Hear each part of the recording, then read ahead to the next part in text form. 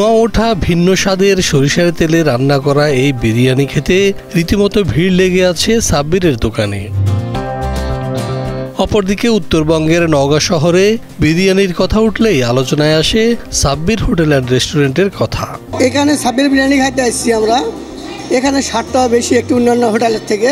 আমি সিলেটে থাকি, এর আগে একবার এসে খেয়ে গেছিলাম, এরপর আবার সুযোগ হয়েছে আসছি, তাই আবারও আসে সাব্বির হোটেলে আমরা খাওয়া দাওয়া করলাম এবং অনেক ভালো, আসলেই ভালো। শহরের ধর্মতলা রোডের আটাপট্টিতে অবস্থিত এই দোকান অত্যন্ত পরিচ্ছন্ন পরিবেশে চলে রান্নাবান্নার কাজ।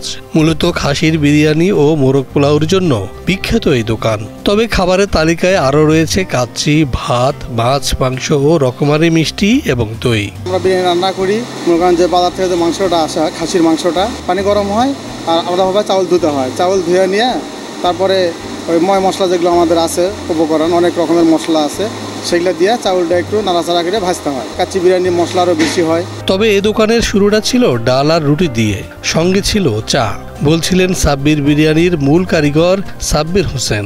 74-75 থেকে চা দিয়ে শুরু, তারপরে 1980 থেকে হঠাৎ করে মনে হলো যে বিরিয়ানি করলাম, ওই বিরিয়ানি থেকে শুরু। 2.5 কেজি চাউল দিয়ে বিরিয়ানি শুরু করলাম। একটি টিন শেড বেড়ার ঘর দিয়ে শুরু হয়েছিল সাব্বিরের এই বিরিয়ানির দোকান, যেখানে বসতে পারতেন মাত্র 12 জন। অনেকে জায়গা না পেয়ে দাঁড়িয়ে খেতেন সাব্বিরের সুস্বাদু বিরিয়ানি।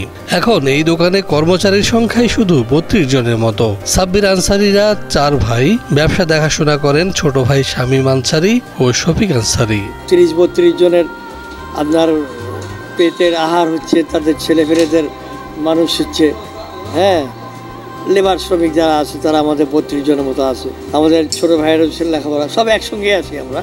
সাব্বির হোসেনের বয়স এখন প্রায় 70-এর কাছাকাছি। মিষ্টির দোকানে নিয়মিত বসেন তিনি। নতুন ভবনের দোতলায় বিরিয়ানি, পোলাও, ভাত, মাছ, মাংস, ভর্তাবাজির রেস্টুরেন্টে সাধারণত বসেন শামীম কিংবা শফিক আনসারি। এখানে 56 থেকে 60 জন মানুষ একসাথে বসে খেতে পারেন। প্রতিদিন দুপুর ও রাত মিলিয়ে প্রায় 600 থেকে 700 জন মানুষ খাবার খান এই দোকানে।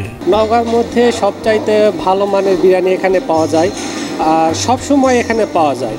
আপনি সকাল থেকে রাত 9টা, 9:30 পর্যন্ত বিরিয়ানি পাবেন এখানে। এখানকার বিরিয়ানির মান সুন্দর আর এখানে রাস্তা, তারপরেও মানুষের বিরিয়ানির মানটা ভালো দেখেই তো আপনার হচ্ছে চিপাগুলি দিয়ে এখানে আসে, দূরত্ব দেখে আসে। আমি নওগাঁতে বিভিন্ন জায়গাতে খাওয়া দাওয়া করছি, তবে সবগুলোর চাইতে এই হোটেলটা আমাকে সবচেয়ে বেশি ভালো লাগে, এই জন্য আসা আর কি। প্রতিদিন বিরিয়ানি ও পোলাও মিলিয়ে 80 কেজি চাল রান্না হয় এখানে। মাংস কেনা হয় স্থানীয় বাজার থেকে। 2018 সালে জেলা প্রশাসন থেকে নওগাঁ জেলার সেরা হোটেলের পুরস্কার লাভ করে সাব্বির হোটেল অ্যান্ড রেস্টুরেন্ট।